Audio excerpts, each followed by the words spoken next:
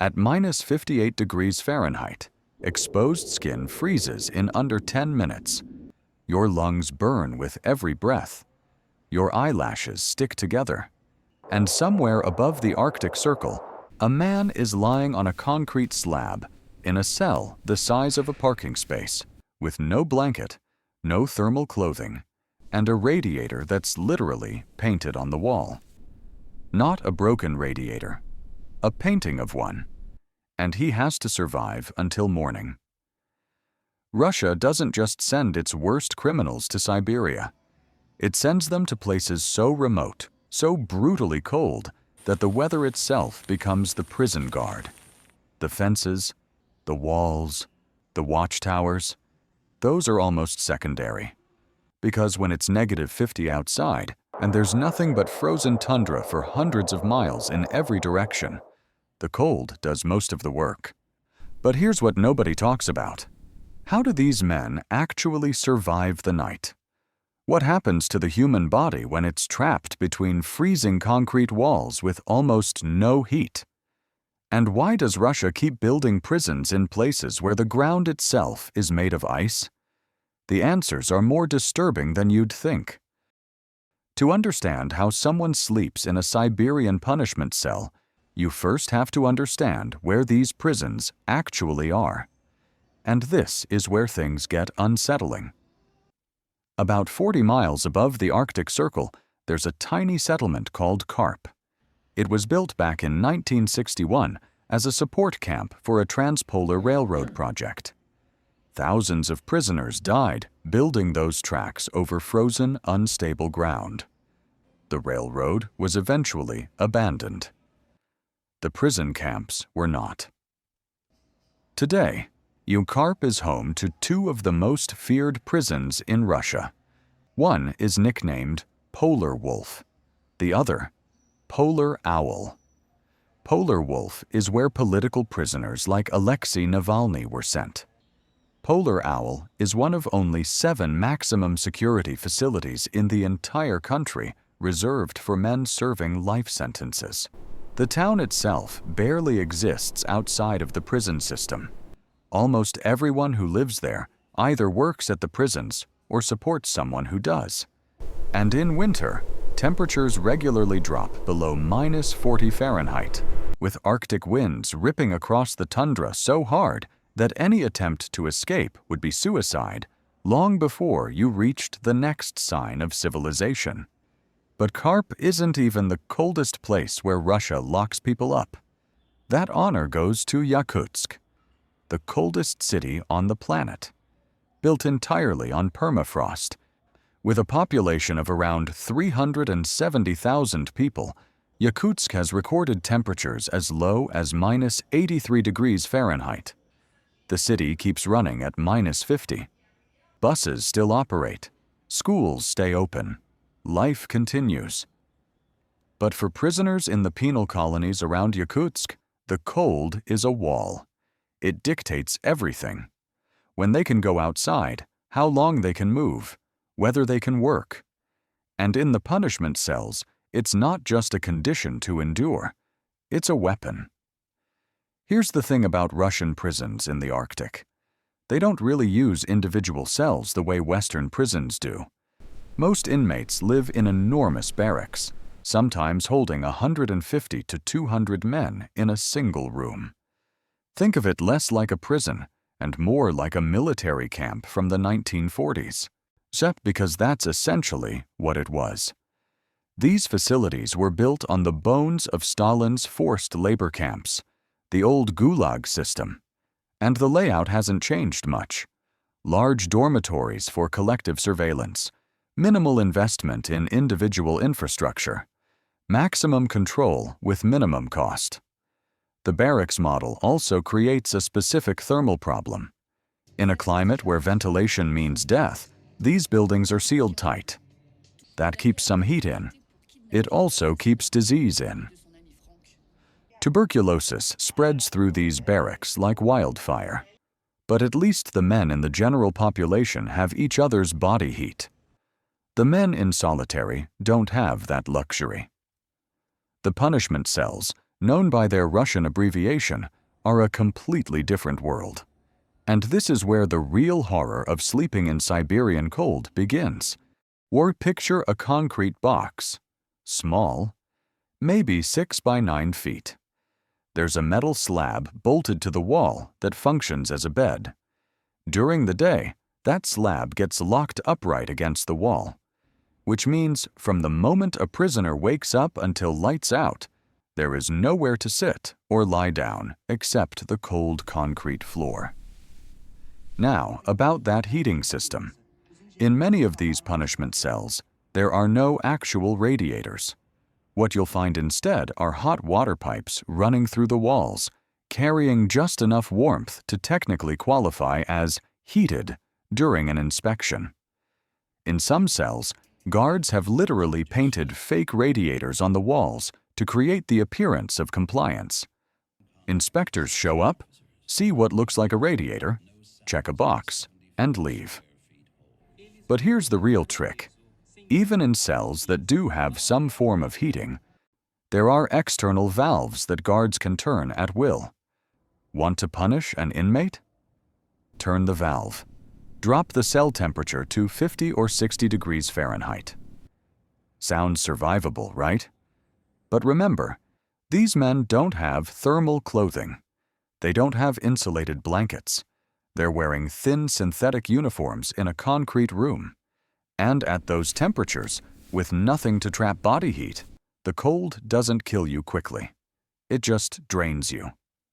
Slowly. Hour after hour. That's the point. So what actually happens to the body when a prisoner tries to sleep in these conditions? This is where the science gets dark. The human body has a built-in survival system controlled by a small region in the brain called the hypothalamus. When core temperature starts dropping, the hypothalamus triggers two immediate responses.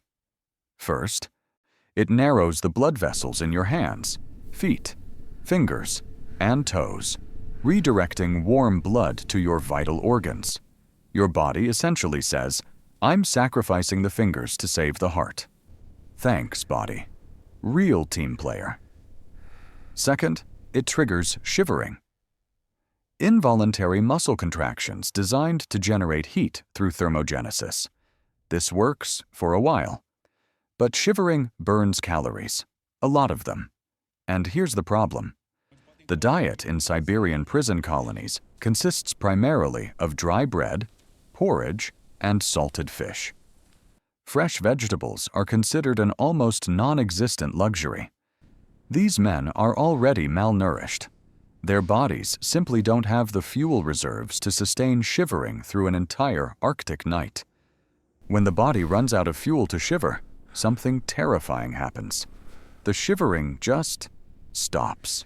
Not because the person is warm, because the body has given up trying. Core temperature drops below 88 degrees Fahrenheit, and the protective mechanisms shut down one by one. Confusion sets in. Speech becomes slurred. Fine motor control vanishes. And then comes the strangest and most tragic part. In severe hypothermia, there's a phenomenon called paradoxical undressing. The person, delirious and disoriented, suddenly feels overwhelmingly hot. So they start removing their clothes. In a frozen cell, in the Arctic, they strip down, and that accelerates death. But most prisoners in these cells don't reach that point. Not because the system is humane, because the cold is calibrated. It's kept just uncomfortable enough to cause suffering without causing death that would require an investigation. The temperature hovers in that zone where you can't sleep, you can't get warm, and you can't escape, but you probably won't die. Probably. The cold doesn't just attack from inside the cell, though, and this is where things get even worse. Former inmates from Polar Wolf have described a practice during outdoor formations. Guards force prisoners to stand motionless in the yard for 30 to 40 minutes at temperatures reaching -50 Fahrenheit. No rubbing your hands together, no stomping your feet, no clapping. Any attempt to generate heat is forbidden. If one person in the group moves, everyone gets punished. The punishment? Water cannons. Sounds almost mundane until you realize what ice water does to a human body in Arctic temperatures. The clothing freezes solid in seconds. It becomes a shell of ice pressed directly against the skin. Hypothermia sets in almost immediately. The skin underneath the frozen fabric begins to freeze, and frostbite, in those conditions, happens fast.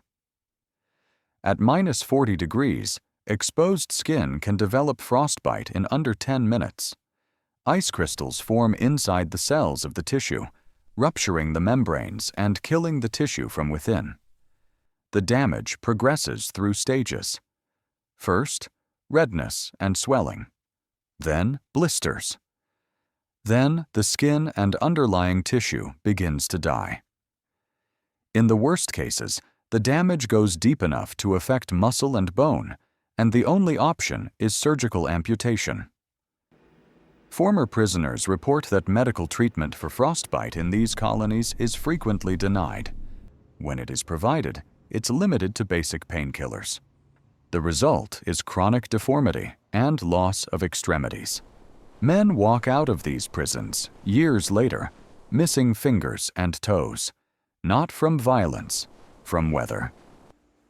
But here's what makes the Siberian prison system truly different from anything in the Western world. The cold isn't the only thing attacking the mind, it's the darkness. Above the Arctic Circle, during the peak of winter, the sun doesn't rise. Not for weeks. This is the polar night.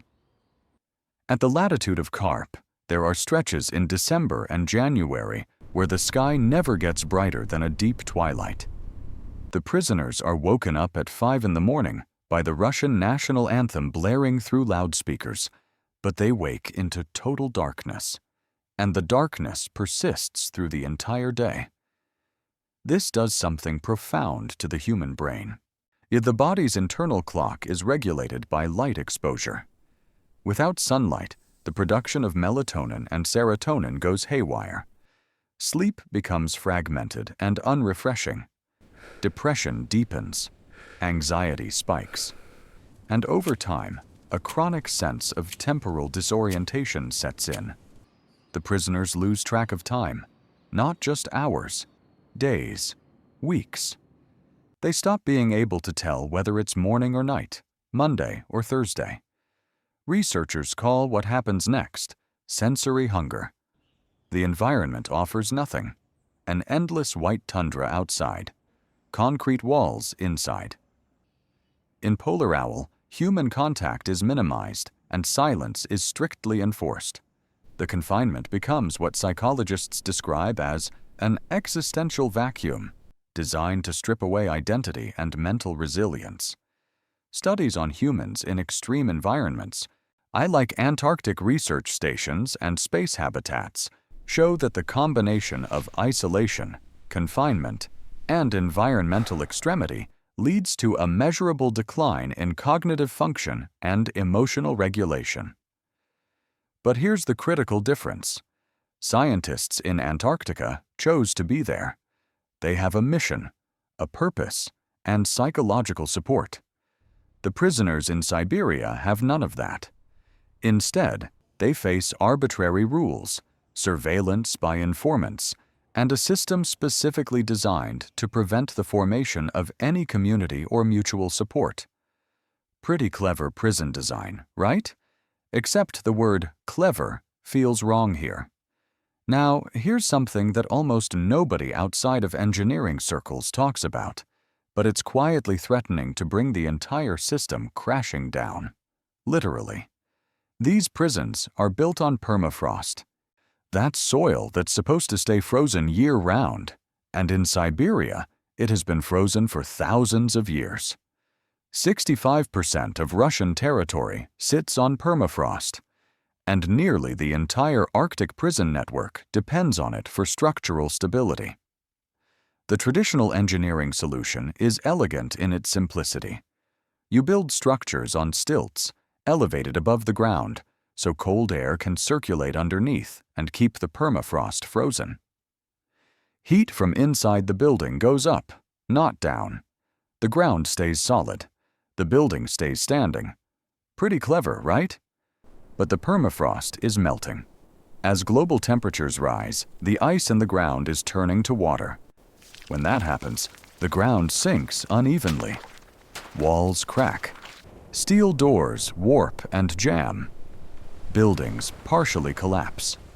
Estimates suggest that by 2050, around 20% of industrial structures and more than half of residential buildings in Russia's permafrost regions will be seriously compromised.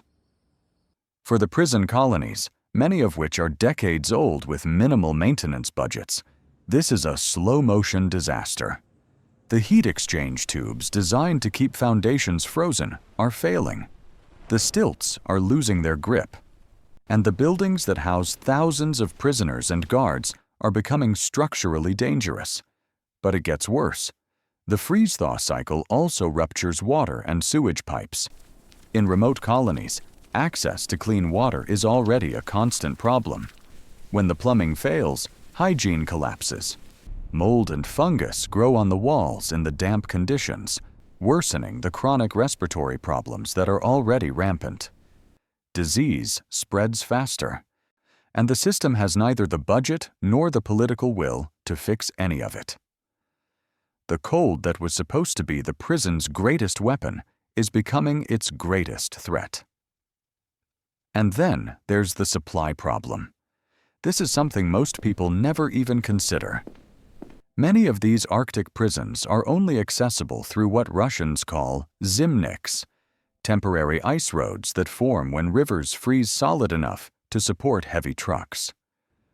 Yakutsk, a city of nearly 400,000 people, doesn't have a permanent bridge connecting it to the main Russian railway network. In winter, everything comes across the frozen Lena River. The ice roads typically open in December and stay functional through mid-April, with weight limits increasing gradually as the ice thickens. Now think about what that means for a prison. Like all the coal to heat the boilers, all the food, all the medical supplies.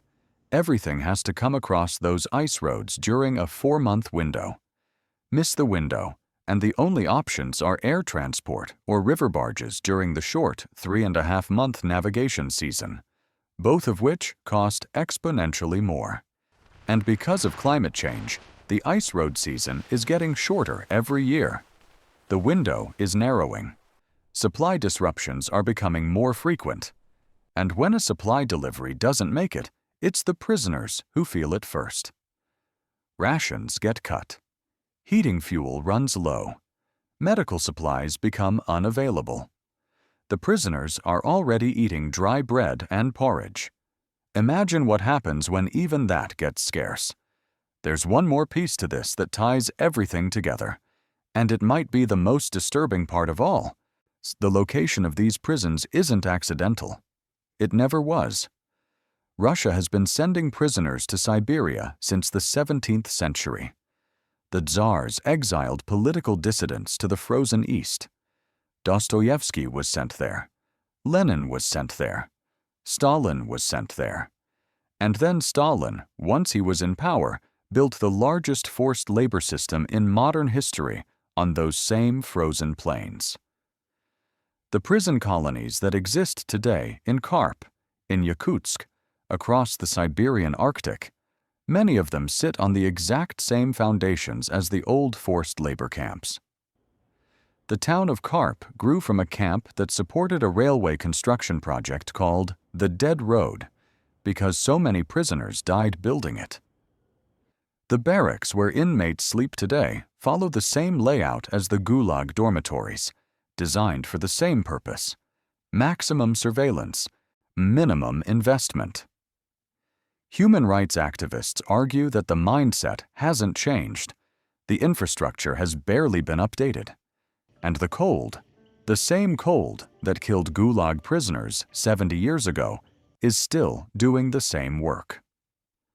For the men who survive the Siberian penal colonies, the scars run deep, beyond the frostbite, beyond the chronic disease, the psychological trauma of Arctic isolation, of months without sunlight, of sleeping in concrete boxes where the heating is literally a lie painted on a wall, that stays with a person for years, maybe forever. Siberia was never just a prison. It was always the punishment itself. The walls are almost optional, because when the temperature drops to -50 and the sun disappears for weeks, and the nearest town is 100 miles of frozen tundra away, the cold is the most effective prison guard ever designed, and it never sleeps, even when the prisoners are trying to.